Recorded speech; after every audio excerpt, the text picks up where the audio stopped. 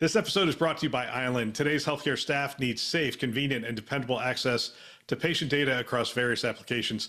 Island, the enterprise browser, simplifies and secures healthcare data access. It's a new take on the most common application we use every day, the web browser, tailored for the unique demands of healthcare. Clinicians can safely log in from any device to interact with HealthSystem applications and PHI. Built-in last-mile controls keep data where it belongs, so access is simple, data is safe, and patient care is smooth. Visit thisweekhealth.com/island to see Island for yourself. Today on UnHack the News. What is the worst possible thing that could go wrong in this scenario, where it's delivering an app or delivering services or something that could impact our clinicians? And then you can move back down the line. So you're almost working backwards from the problem to the solution. Hi, I'm Drex, a recovering healthcare CIO and longtime cyber advisor and strategist for some of the world's most innovative cybersecurity companies. Now I'm president of This Week Health's 229 Cyber and Risk community. And this is UnHack the News, a mostly plain English, mostly non-technical show covering the latest and most important security news stories. And now, this episode of UnHack the News.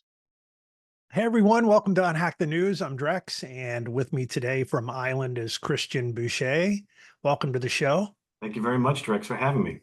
How's it going? Can't complain. Another beautiful day up here in New England. Oh, that's awesome. Tell me a little bit about yourself. Introduce yourself to the folks who are listening. Absolutely. So I'm, like Drex said, I'm Christian Boucher, new member of Island. Been here about a month, where I'm responsible for overall healthcare solution architecture and strategy. I've been working here for several weeks, just trying to get my feet on the ground, meeting all the new teams. And my role spans across multiple facets of the organization: product, engineering, go-to market with some of our sales teams, but also just trying to bring my 2 decades of experience in the healthcare arena to Island and help them build out more specific practices that are focused on the needs of healthcare.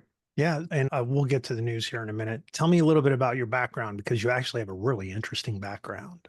About a little over 20 years ago, I joined a healthcare organization in New England, where I started out as an engineer and kind of moved into architecture, then gradually moved into the leadership team to oversee these large projects, whether it was bringing in new infrastructure, moving off of mainframe systems into Windows-based solutions, gradually into security, into workspace, and how that all combined. Finally, working out of the office of the CIO, focusing on large-scale initiatives and being that conduit between our clinical leadership and IT, being that solutions architecture, well before that term was, defined. I was there for quite a few years, matriculating through leadership, and then maybe about 10 years ago, I jumped to the dark side and moved over to Citrix for about 9 years, kind of overseeing a lot of the same things I'm doing here in Island. So I was the lead strategist for them on the healthcare side, doing everything from product integrations and trying to better understand the customer demand on how they were utilizing both our products on the dark side, but also all of our partners and how we can better integrate our solutions to solve larger problems. Yeah, I love that background, because you have the real life healthcare operator experience, and then you also have the real life working for a partner and all of the challenges and new experiences that come from doing that too. So again, thanks for being on the show. Okay, we're going to hit a couple of news stories, a few news stories here you and I talked about in advance. One of them comes from Bleeping Computer, and it's about the U.S. dismantles a laptop farm used by undercover North Korean IT workers. And it's an interesting story about a guy in Nashville who gets jobs with companies in the United States, and they ship that guy a laptop, and then he loads some remote desktop kinds of software on those computers so that North Koreans then can do the work and make the money and also get access to files and material and other stuff from those companies that those laptops are attached to. And from the company's perspective, it looks like somebody in Nashville is working on that computer, so they don't think anything about it. I don't even know what to say. It's just one of those things. And there's more and more of this kind of stuff apparently happening, because let me find the part of the article. The National Security Division of the FBI Cyber and Counterintelligence Divisions have launched the Domestic Enabler Initiative specifically to fight this kind of crime. I knew this was going on, but it seems like it's a way bigger deal than I ever imagined. Yeah, I agree. And it definitely takes the concept of multitasking to a whole new level. So hats off to him for coming up with a creative way to get more stuff done. But I think it's one of those things that as the industry itself, and not specifically just healthcare, but remote work has become almost a necessity, being able to cast a larger net for talent. We know the challenges that healthcare systems have with just recruiting and retaining talent. So how does, when something like this happens, does it put the brakes on some of that hiring process? Or are there opportunities for technology providers to bring in solutions? Enterprise browser side of the house, there are a lot of capabilities that are built into some products that kind of can allow you to control some of that, disabling the ability for your enterprise applications to be shared via RDP or via Zoom, for a matter of fact. So you can put some, I don't want to say roadblocks, but you can put some gates in place to allow a little bit more granular control on how that happens. And we've seen some of that just in clinical workflows in the hospital, never mind the remote stuff. But if I'm on a Zoom with you and I wanted to pop up a screen to show you something, you can actually put controls in where these specific applications or these screens within applications are considered very sensitive. Data could be on them. So we could actually block those screens from actually showing, but also give you the ability to gate it. Whereas I need to show this for a tech support session because I'm having trouble navigating through the screen. As we start looking at some of these newer breach opportunities for these threat actors, I think it's great to start looking at the industry to see if there are ways to help control some of that stuff. So as I read that story, and obviously I've done some digging on Island too, but this idea of the model of we've hired a new worker and we're going to send that worker a laptop. Is that kind of like an old school model now? Is it, I know a lot of organizations still do that, and there's probably great reasons to do it, but I think I just wonder, do we have to do that anymore? I think there's no one right answer for any use case because I think sometimes there may be some additional requirements, or maybe they're leveraging, we'll call it legacy architecture that kind of requires that type of access. But with the emergence of enterprise browsers, that gives them another opportunity to look at ways to deliver things, especially critical apps, in a different way, which can layer on additional security, can improve user experience, can allow a lot more granular control of how things are, data, for instance, is matriculating in and out of these browsers. So I think as we start seeing these stories hit the news, there's going to be opportunities for executives across industries to start looking at, do we have other options in order to deploy or deliver solutions? And it gets into some of the other pieces where we'll probably get into it into one of the other stories. But what do we do if something like CrowdStrike takes out all of our PCs in our organization? What is our mechanism to continue operations moving down the line? Are you ready to get insider access to the latest health IT innovations? I'm Drex DeFord, and I want to personally invite you to one of our upcoming webinars, Fireside Chat, cutting edge conversations with top CMIOs, sponsored by Dr. First.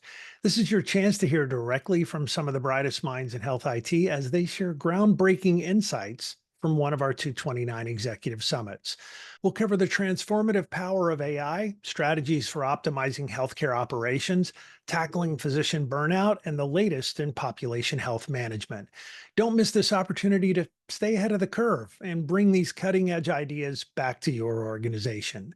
Register now at thisweekhealth.com/fireside chat. That's fireside-chat. thisweekhealth.com/fireside-chat. Thanks. See you there. That is the next story I wanted to talk about. There's a story in Chief Healthcare Executive. I've talked about this in some of the other podcasts, but it feels like 2024 is trying really hard to teach us a lesson about business continuity or our lack of business continuity and how we think about it. And I was listening to somebody present yesterday and they were talking about their business continuity plan. And then at some point, there's just a box that says something happens, but it's the details in the box that turns out to be the really important part of the business continuity plan. They just not really necessarily thought that deeply through the process. So in Chief Healthcare Executive, there's a story that is tech outage fallout. Hospitals need a strong response plan when systems go down. And a lot of that is around business continuity, but obviously disaster recovery too. So I would just say, keep going. You were on a roll talking about dealing with business continuity and disaster recovery when you lose those systems. What are you seeing out there as you talk to customers and partners? I think I've been lucky enough to have some great mentors and leaders throughout my careers. And one of the things I picked up very early on from a friend of mine who's now a longtime friend, but was former CIO, was like this inversion thinking process. Is what is the worst possible thing that could go wrong in this scenario, where it's delivering an app or delivering services or something that could impact our clinicians on the floor, and work your way back and start ticking off boxes. First of all, how do we stop this from happening? And then you can move back down the line. So you're almost working backwards from the problem to the solution. So that's how I've thought about it. And that's how I've always taught my teams to think about, how do we stop these bad things from happening? And sometimes it's technology, sometimes it's process, and sometimes it's people and training.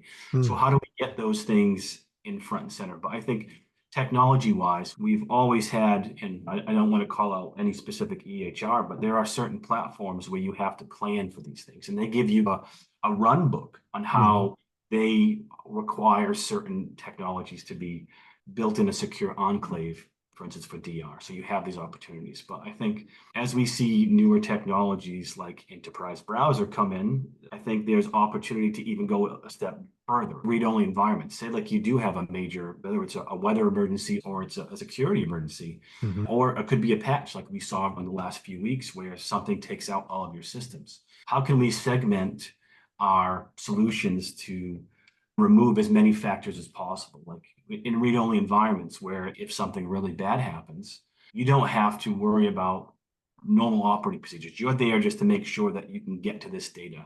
Now, in many scenarios, we've seen VDI take that place of deploying solutions to end users. But what happens if it's a Microsoft patch that takes something down, or if it's a VDI solution that could do the same thing? Now, if you have that production environment replicated in your DR environment, unless you have very kind of canary and coal mine deployment solutions as far as Windows patches, security patches, all those things where you're staging it, it can turn into that same amount and you could be affecting your DR. Takes out the DR system too. Yeah, good point. So how do you start thinking about, if I know what we need to do, if this scenario would happen, how do I remove as many variables as possible? I think there's opportunities for, again, browser-based access into these environments where you're essentially subtracting as many common denominators as you can across those environments. There's a lot of different ways to think about it, but I think as you start looking at your stack, it's important to understand that